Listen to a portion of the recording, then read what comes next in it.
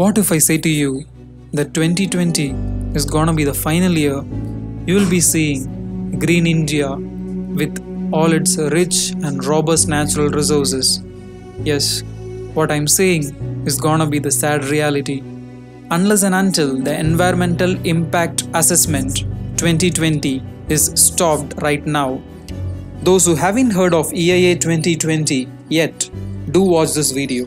What's EIA, Environmental Impact Assessment? Consider some big projects like highways or power plants are coming near your area. According to EIA, the government is responsible for assessing the risks involved in the project, the advantages and the disadvantages on the area surrounding it due to the project.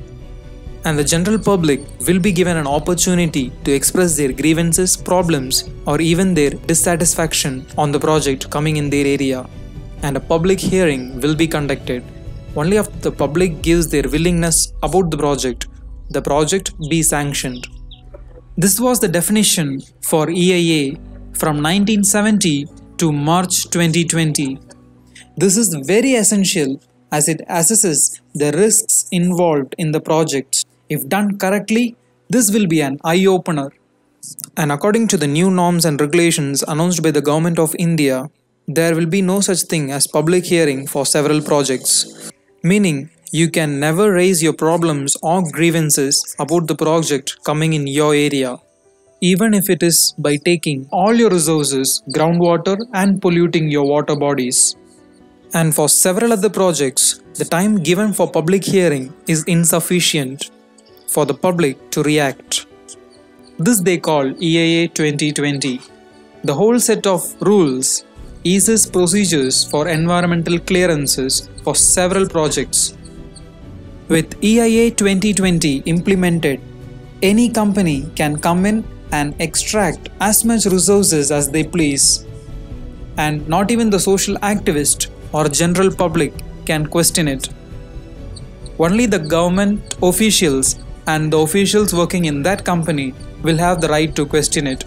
Of course, no one will admit a problem if it is happening in their house, and no one will be left with any rights at all to question this plundering. Violators can take advantage of this law and use it to exploit the resources of our country. Well, it's not too late to do something. On March 12, 2020, the Ministry of Environment, Forest and Climate Change published the draft EIA notification for public feedback within 60-day time frame. But due to the pandemic, the public, we, were unable to respond to this. So government extended the notice period till June 30. The Delhi High Court has extended it till August 11. This will be the deadline.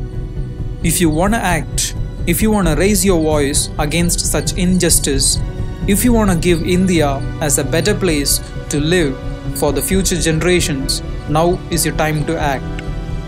Now is your time to rise against this before they implement these laws. All you have to do is just use the hashtag #WithdrawEIA on Facebook, Twitter, Instagram, whatever and wherever you can post it. And more importantly, there are still people who haven't received the news, who are unaware of the impending danger lurking behind the draft if it is implemented. Kindly spread the news. I do sincerely hope you understand the seriousness of the situation. We are not against EIA as a whole. With the necessary changes and examinations, EIA, which emboldens the public, can be received with open arms. Do spread the message to everyone, your friends, family and relatives. Even if we can't make India a better place, at least let's leave India as it was and prevent it from being damaged or destroyed any further by such policies. Let's raise the voice. Let's stop EIA 2020. Every Indian citizen should know about this. Please share the message. As public, we have the right to stop such dehumanizing drafts policymakers create. And the fact is that many don't even know that there is something like EIA 2020. So please share the message. I have done my maximum to show you the ill effects of EIA 2020. Do what you should.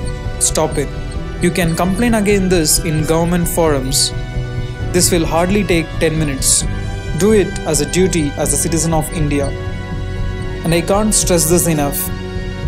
We need job opportunities and our India needs development, but never at the cost of exploiting our resources.